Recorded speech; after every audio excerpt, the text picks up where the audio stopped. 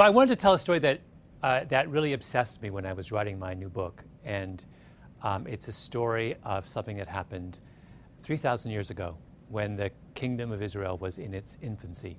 And it takes place in an area called the Shephelah in what is now Israel.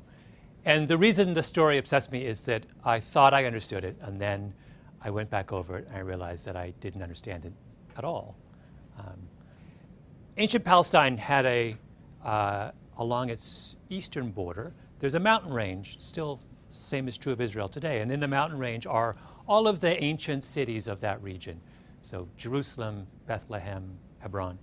And then there's a coastal plain right along the Mediterranean where Tel Aviv is now. And connecting the mountain range with the coastal plain is an area called the Shephelah, which is a series of valleys and ridges that run east to west. And you can follow the Shephelah, go through the Shephelah to get from the coastal plain to the mountains. And the Shephelah, if you've been to Israel, you'll know it's just about the most beautiful part of Israel. It's gorgeous with forests of oak and wheat fields and vineyards. But more importantly, though, in the history of that region, it's had a real strategic function. And that is, it is the means by which hostile armies on the coastal plain find their way, get up into the mountains and threaten those living in the mountains. And 3,000 years ago, that's exactly what happens. The Philistines, who are the biggest of enemies of the kingdom of Israel, are living in the coastal plain. They're originally from Crete. They're a seafaring people.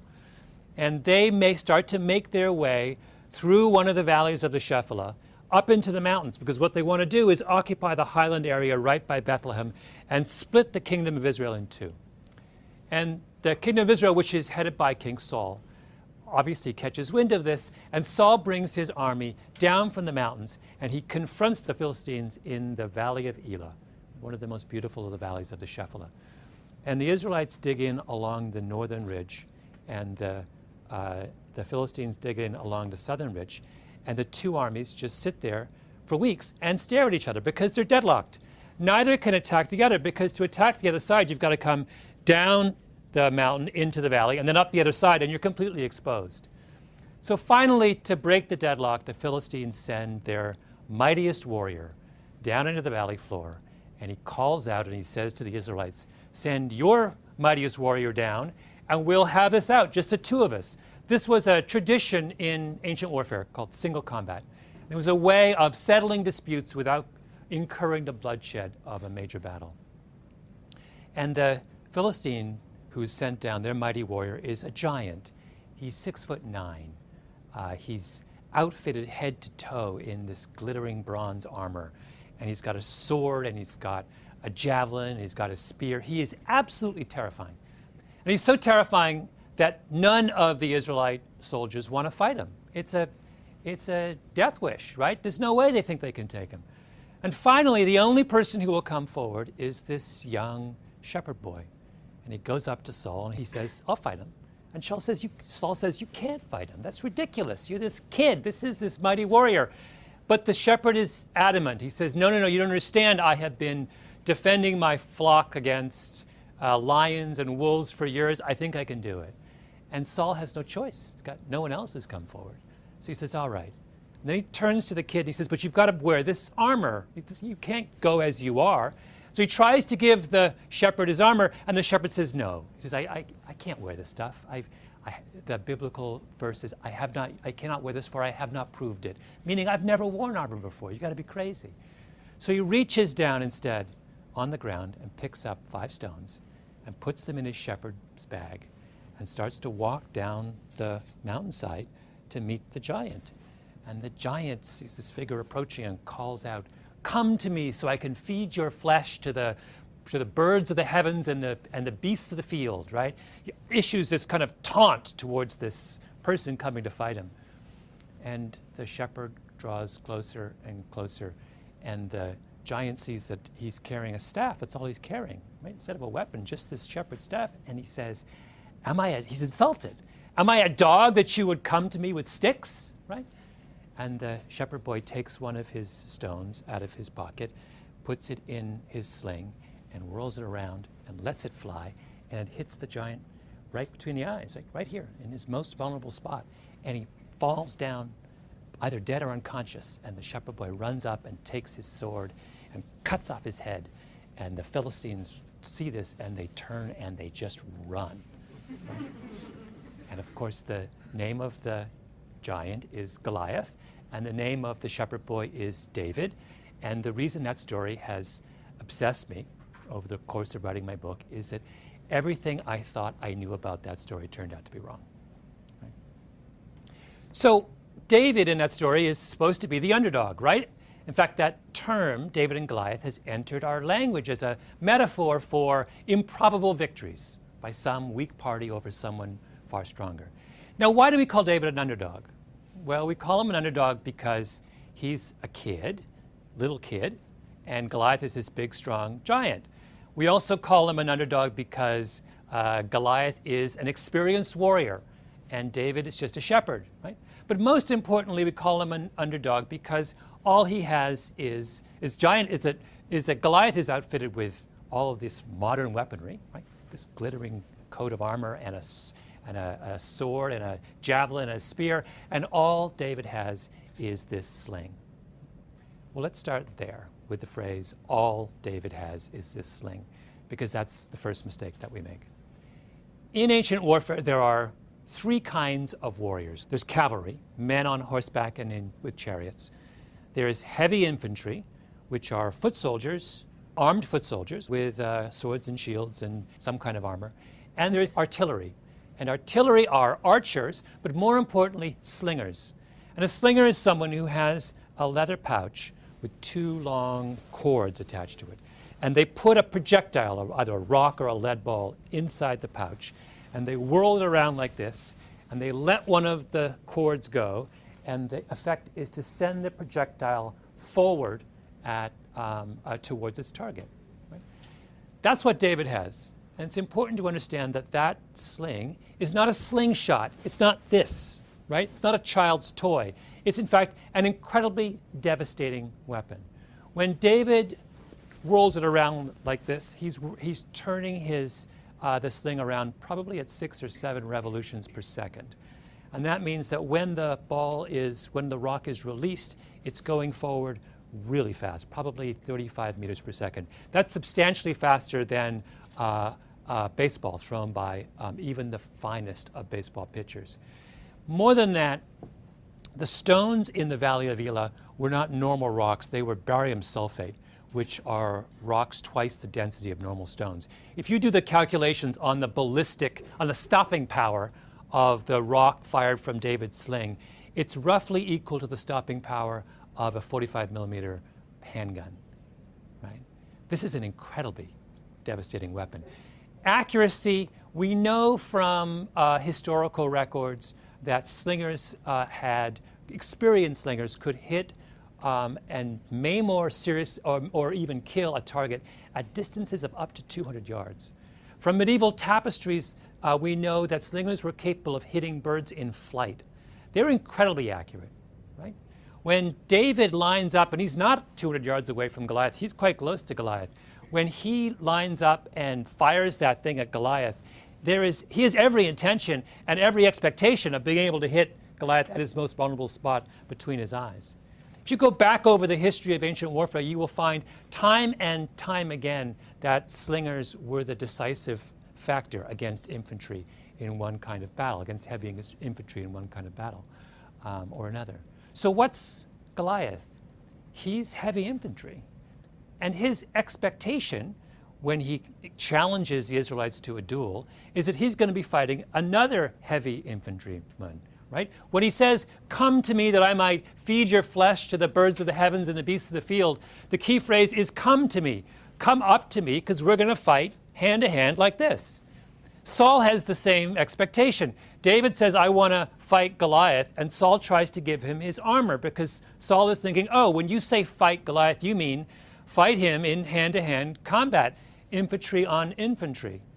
But David has absolutely no expectation. No, he's not going to fight him that way. Why would he?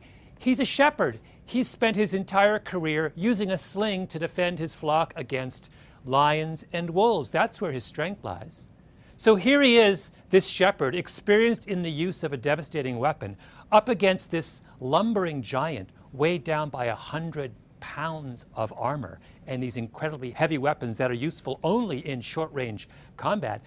Goliath is a sitting duck. He doesn't have a chance, right? So why do we keep calling David an underdog, and why do we keep referring to his victory as improbable? It's a second piece of this that's important. It's not just that we misunderstand David and his choice of weaponry. It's also that we profoundly misunderstand Goliath. Goliath is not what he seems to be. There's all kinds of hints of this in the biblical text. Things that are, in retrospect, are quite puzzling and don't square with his image as this mighty warrior. So to begin with, the Bible says that Goliath is led onto the valley floor by an attendant. Now that is weird, right? Here is this mighty warrior challenging the Israelites to one-on-one combat. Why is he being led by the hand, by some, young boy, presumably, to the point of combat? Secondly, the Bible story makes special note of how slowly Goliath moves. Another odd thing to say when you're describing the mightiest warrior known to man at that point, right? And then there's this whole weird thing about how long it takes Goliath to react to the sight of David. So David's coming down the mountain, and he's clearly not preparing for hand-to-hand combat, right? There is nothing about him that says, I'm about to fight you like this. He's not even carrying a sword. Why does Goliath not react to that? It's as if he's oblivious to what's going on that day. And then there's that strange comment he makes to David. Am I a dog that you should come to me with sticks? Right? Sticks? David only has one stick. Well, it turns out that there's been a great deal of speculation within the medical community over the years about whether there's something fundamentally wrong with Goliath, an attempt to make sense of all of those apparent anomalies. Been many articles written. The first one was in 1960 in the Indiana Medical Journal, and it started a chain of speculation that starts with an explanation for Goliath's height. So Goliath is head and shoulders above all of his peers in that era. And usually when someone is that far out of the norm, there's an explanation for it. So the most common form of giantism is a condition called acromegaly. And acromegaly is caused by a benign tumor on your pituitary gland that causes an overproduction of human growth hormone. And throughout history, many of the most famous giants have all had acromegaly. So the tallest person of all time was a guy named Robert Wadlow, who was still growing when he died at the age of 24, and he was 8'11". He had acromegaly.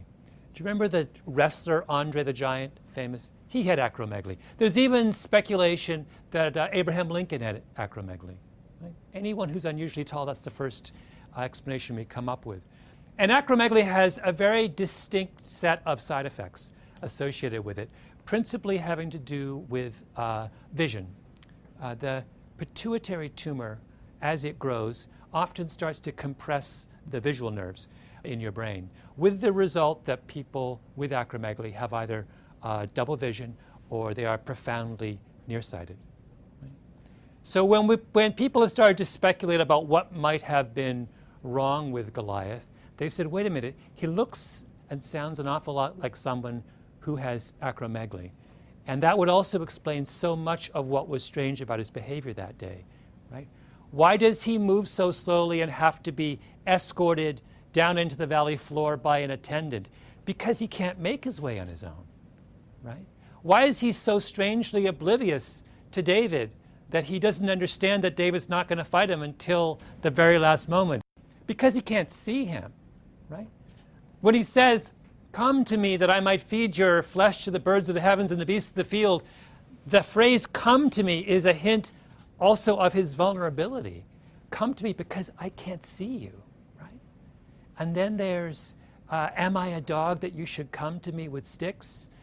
He sees 2 sticks when David has only 1. So the Israelites up on the mountain ridge looking down on him thought he was this extraordinarily powerful foe. What they didn't understand was that the very thing that was the source of his apparent strength was also the source of his greatest weakness. And there is, I think, in that a very important lesson for all of us. Giants are not as strong and powerful as they seem. And sometimes the shepherd boy has a sling in his pocket. Thank you.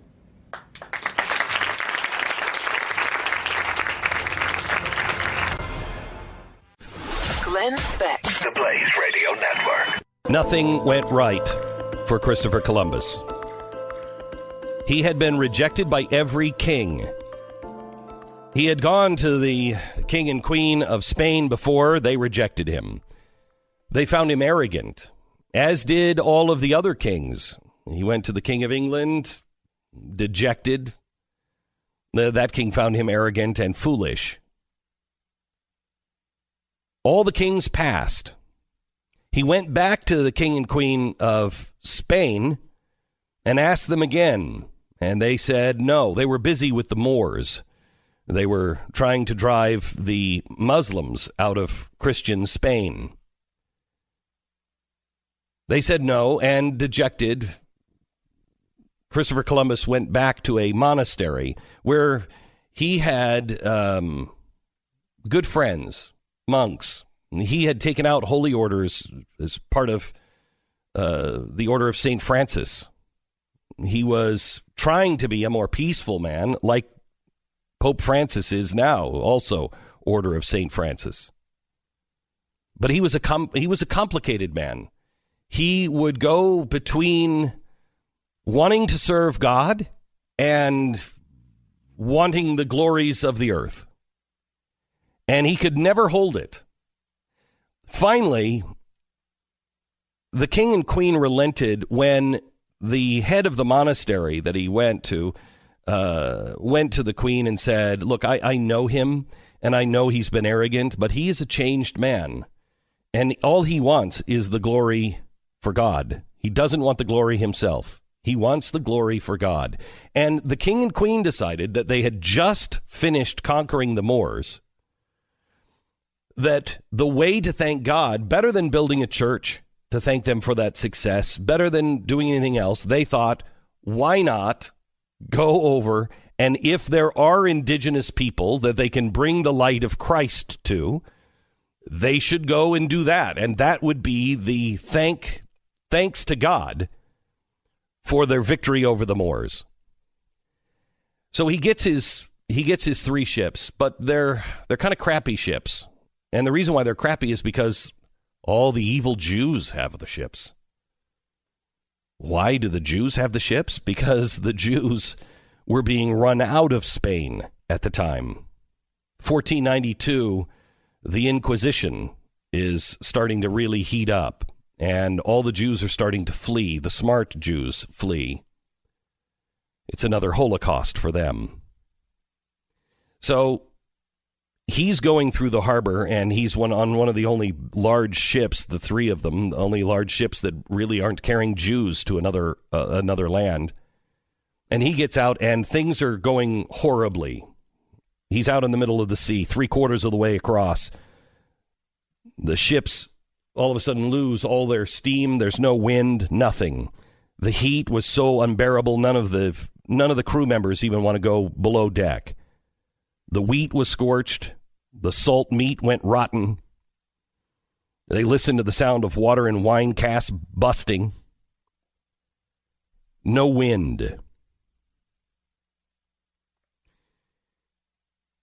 This is when the crew of the other 2 ships start to go a little wild. And they say they're going to kill Columbus because they're all going to die. Nobody had ever gone this far before. They're all going to die. They're going to die out in the middle of the ocean, or they're going to fall off the edge of the earth. Columbus had been made fun of. Oh, here comes the guy who thinks the earth is round. And he was determined to go. But if you read his diary all the way through, it's for the glory of God. He had mastered it. Right when he was told that he could have his ships for the glory of God, he changed. And he said, okay, well, I need to be the governor of the new land, and I need 10% of all the gold and the silver and anything that we find. And the king and the queen kicked him out. He went back to the monastery. In the monastery, the monk looked at him and said, what is wrong with you, dude? What is wrong with you? I thought this was about God. Okay, you're right. So he goes. And in his journal, he's talking about God the whole time. And the crew starts to turn on him. And he makes a deal.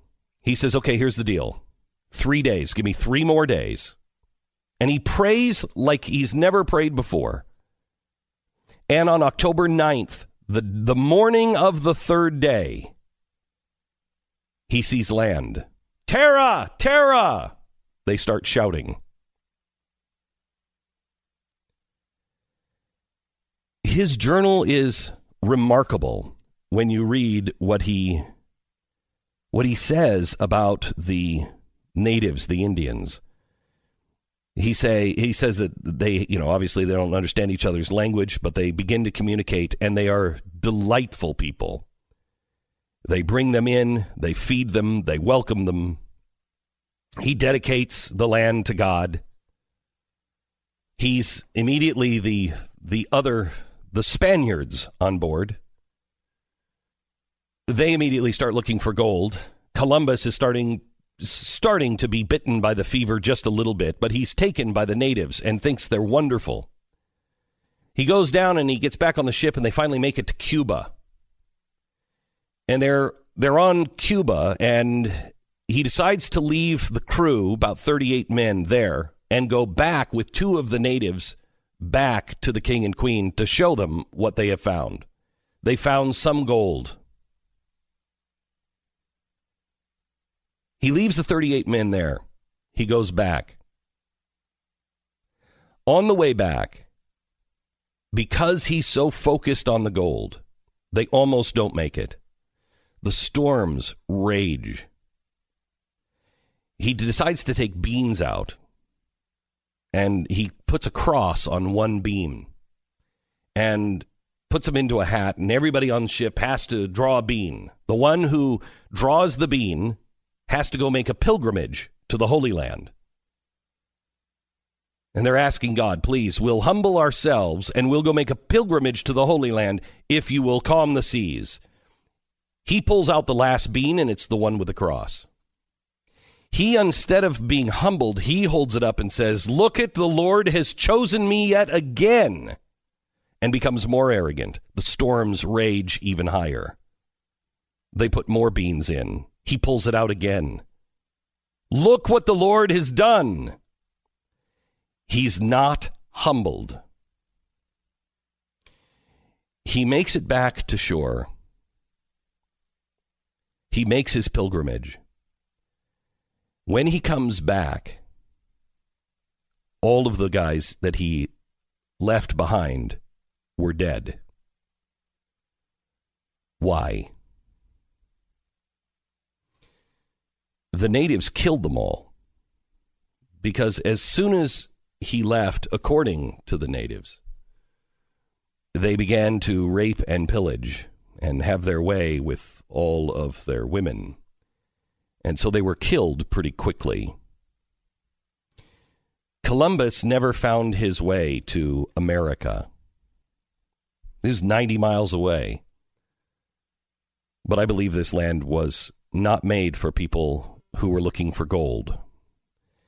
That's why Jamestown ended in cannibalism, I believe.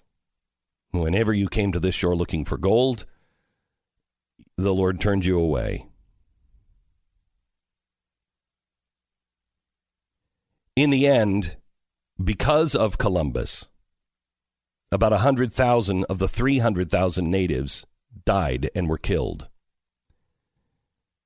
They were friends for a while, and gold fever took over. My question to you is twofold.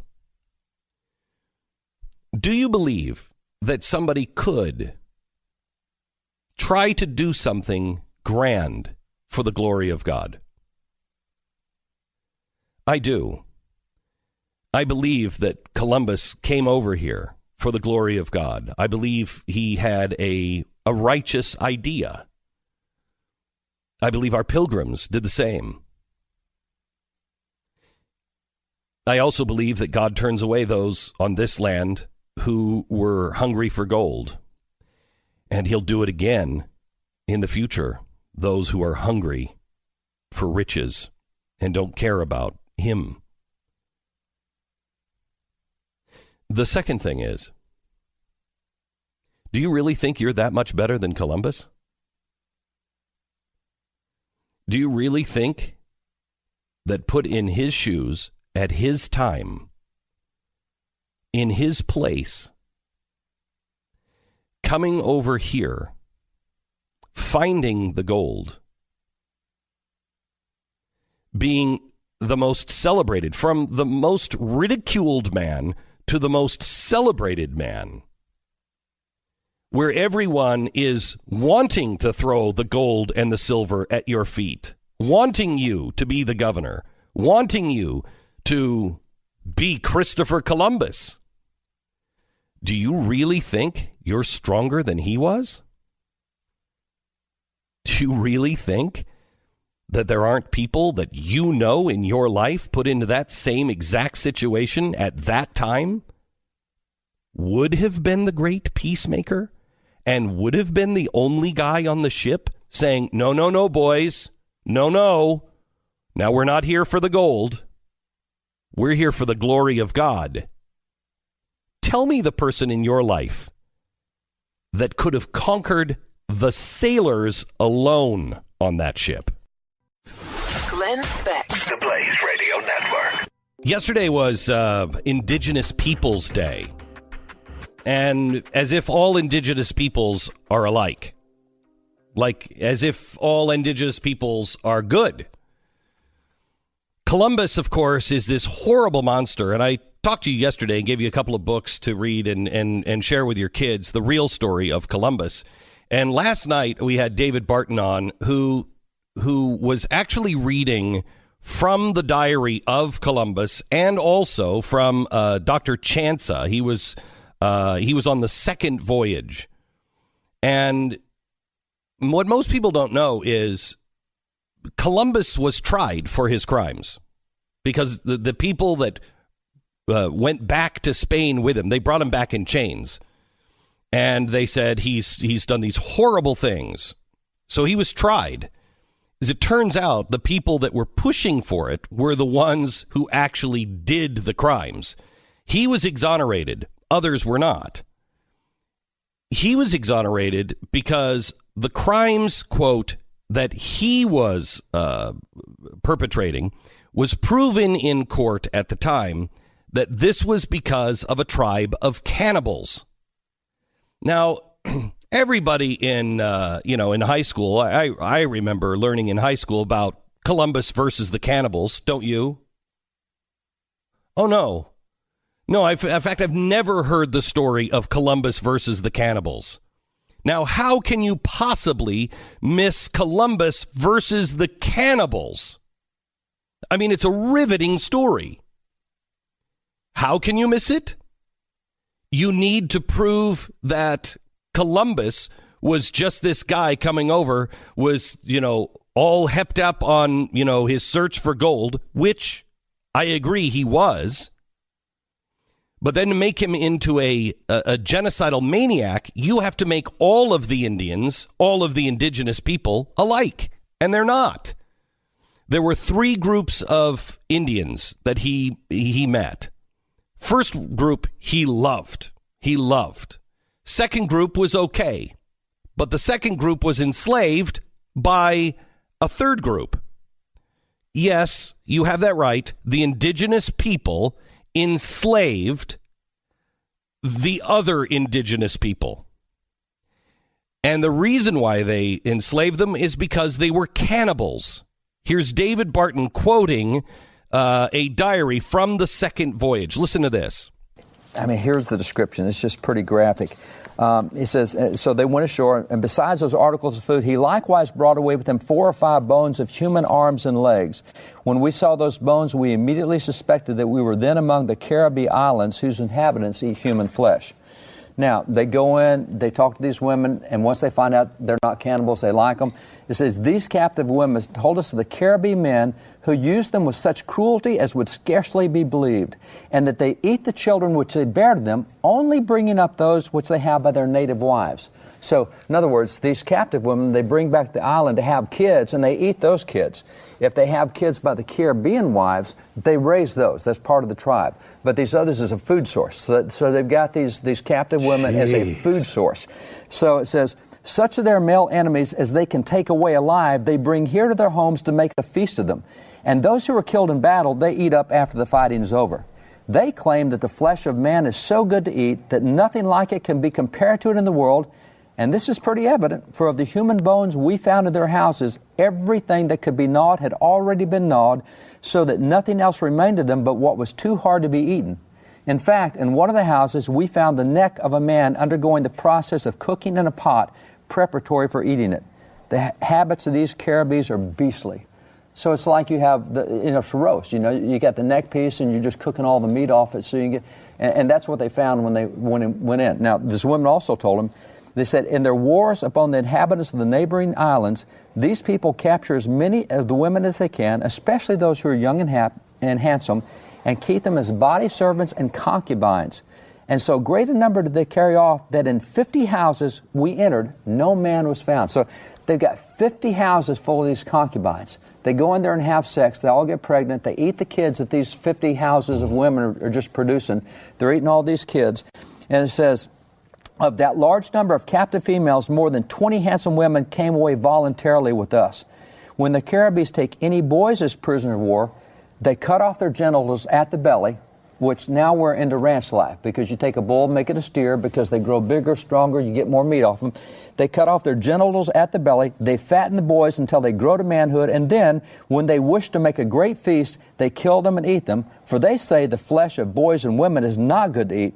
3 boys thus mutilated came fleeing to us when we visited the houses. Jeez. But this is Indigenous People Day that we're celebrating here? And see, that's another stupid thing, to think that Indians are all homogenous, that they're all the same. You've got 3 tribes right there. One that he loves, one that loves him, one that loves him because taken away from the cannibals, and the others, of course, the cannibals. And he talked about that when he got back and found that those guys, it's in his writings, he says their eyes had been gouged out. And he said he found out that the cannibals, as soon as they kill someone, gouge out the eyes because they think that's a tender part of the body, so they eat the eyes. So he gets back and finds all of his guys there with their eyes gouged out. I might be a little ticked off, too. Did you learn that in school? Happy Indigenous Peoples Day. Glenn Beck. The Blaze Radio Network. Joining us in studio, an author, radio host, commentator, extravaganza.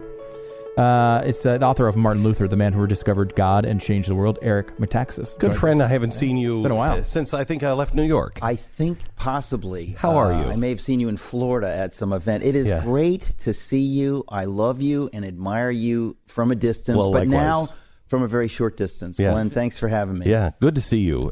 Your book Bonhoeffer, it just changed me, fundamentally changed me. And you have made a career out of going in and highlighting these really amazing people that stood at critical times. You did Bonhoeffer, I'm trying to remember, Wilberforce, yeah. And now Martin Luther. Yep. Martin Luther seems distant and dusty. Dust him off. You obviously haven't read the book, Glenn. I have not. I just got it today. This book will blow the cobwebs off any dusty recollections you have. I have to say, in all seriousness, as it is with every one of the books I've written, it wasn't my idea. I kind of didn't want to write it. Bonhoeffer, you know the story. Mm-hmm. Writing Bonhoeffer was tremendously painful and difficult for me. I had to switch publishers. It was an agony of my life. People think I'm exaggerating. It was hell. But God spoke to me and he said, I have my hand on this book. And he did.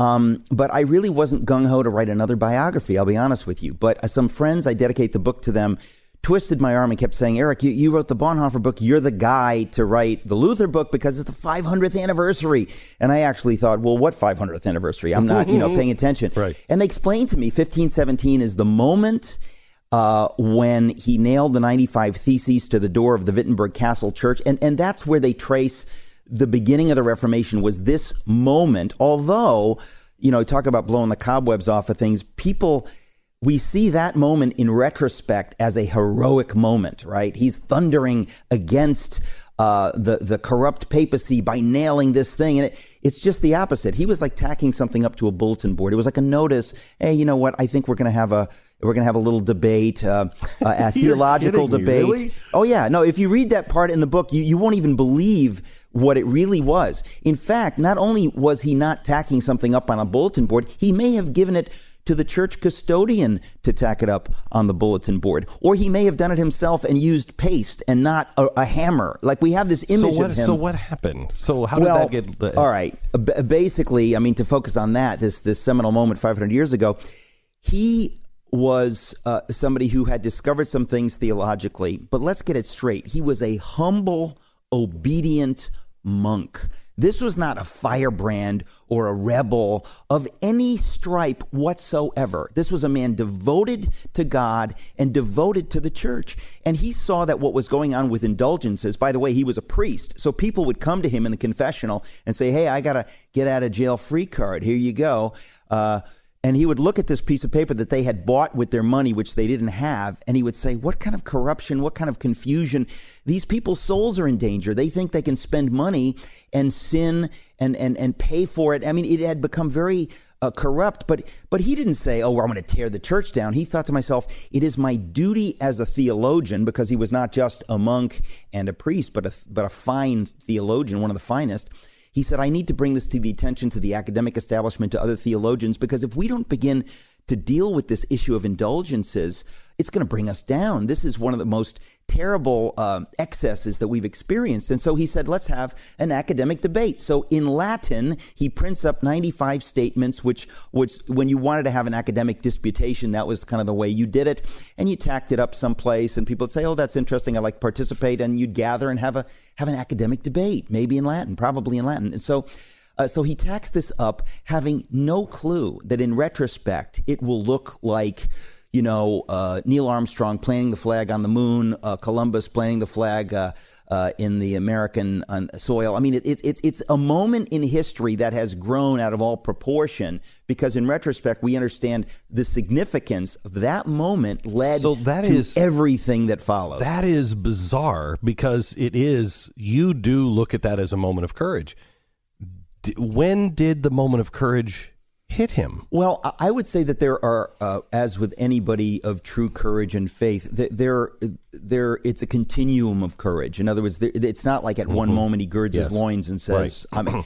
He was a man who, what I talk about is that before this moment, when he had become a monk, for example, why did he become a monk? He became a monk because he took the idea of salvation and heaven and hell so seriously that he said, I need to devote my whole life to this. And this was against his father's wishes. His father had sent him to the finest schools, wanted him to become a lawyer. And just as he begins law school, it all kind of gets to him. This is in 1505.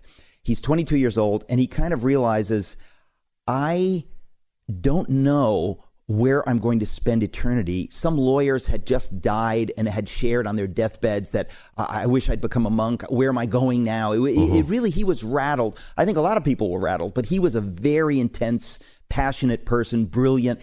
So he decides in a moment, that's its own story, that he's in the middle of a lightning storm and he fears for his life, and he blurts out to St. Anne, who is the patron saint of miners. His father was in the mining business.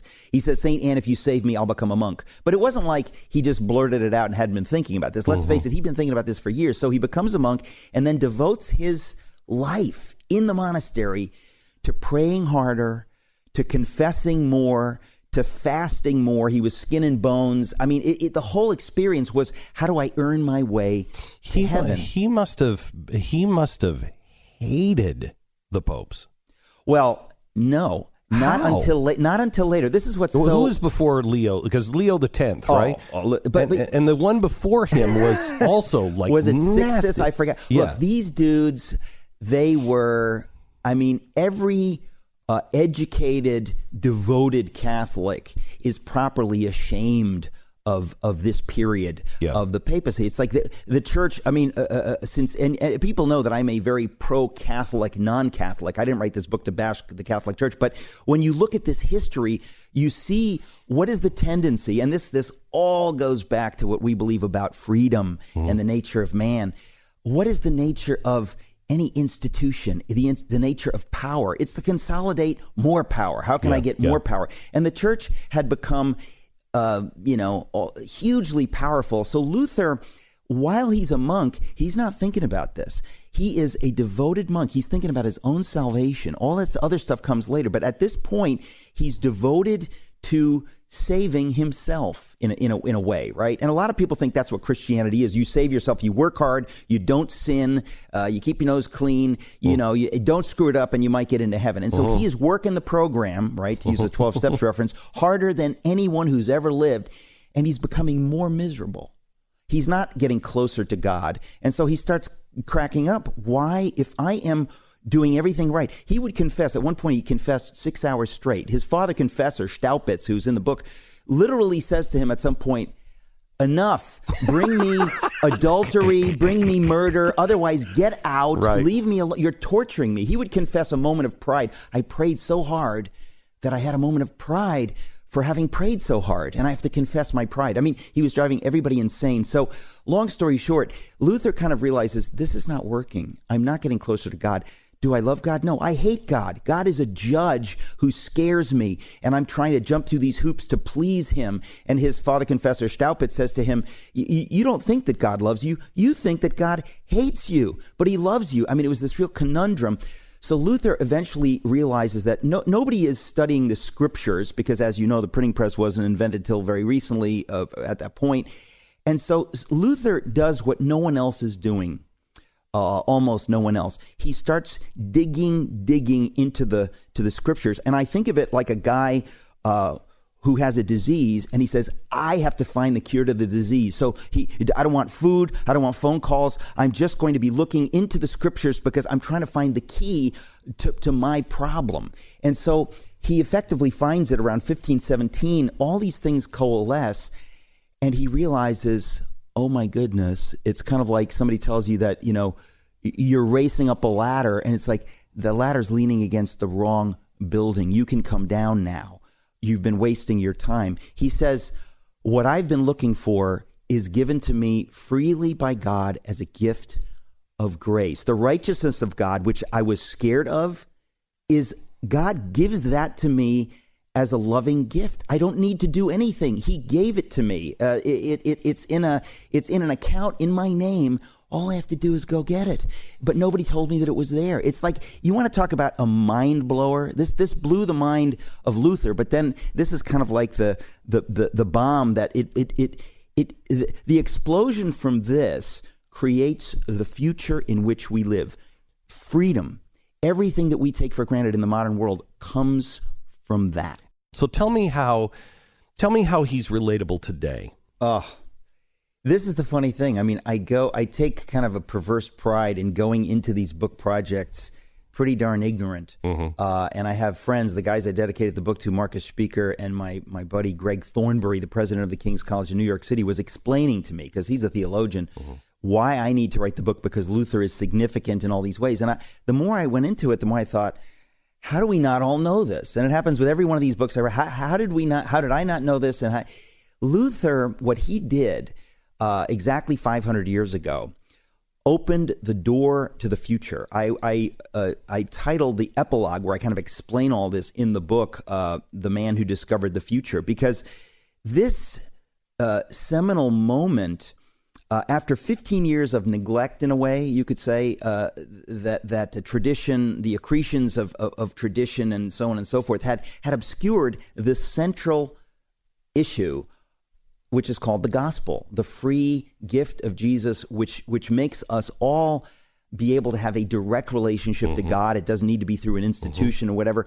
It's exactly what Whitefield was preaching, 200 years later, which created America. Without that, you don't have anything like freedom, the freedom of the individual to stand against the state. Well, it's crazy. Here. Last week or 2 weeks ago, we had two people in the media. One, Meet the Press, another one on NBC, that said that your rights don't come from God. That's this. Listen. It's direct. Look, I talked. Somebody interviewed me recently about what Margaret Feinstein said and whatever. I mean, our leaders. Things are so bad that our leaders in the Senate, on the Senate level, do not understand the basics. It's like trying to write a book and you don't know the alphabet. They don't understand the concept of what freedom is, where it comes from, that it comes from God, that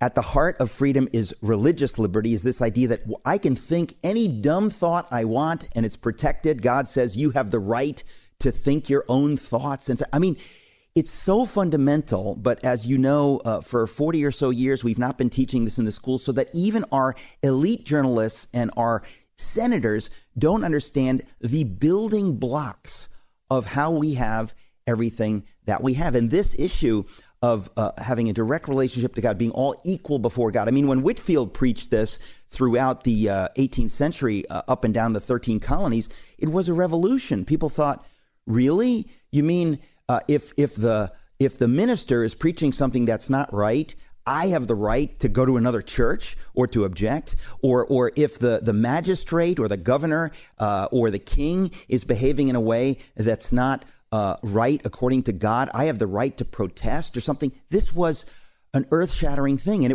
it began for sure with Luther. And as we know, freedom comes with a price, right? Freedom is not always good in the sense that you are now free to do the wrong thing, okay? You're free to start a crazy church. You're free to start the Church of Scientology, not just a good Protestant church. You're free to start loony stuff and cults. I have 30 seconds. That's the price of freedom. But which of us would trade that freedom for the slavery of being under an institution that's going to tell you the meaning of truth and you cannot dissent? I think more and more people are getting to that point to where they're willing to do that. They're willing to trade they take their freedoms so for granted they don't even really understand it. They won't until they lose it. The name of the book is Martin Luther, the man who rediscovered God and changed the world. Eric Metaxas, the best-selling author of Bonhoeffer. Always good to have you in, Eric. My joy. Thanks, Glenn. God bless. Appreciate it. Glenn Beck.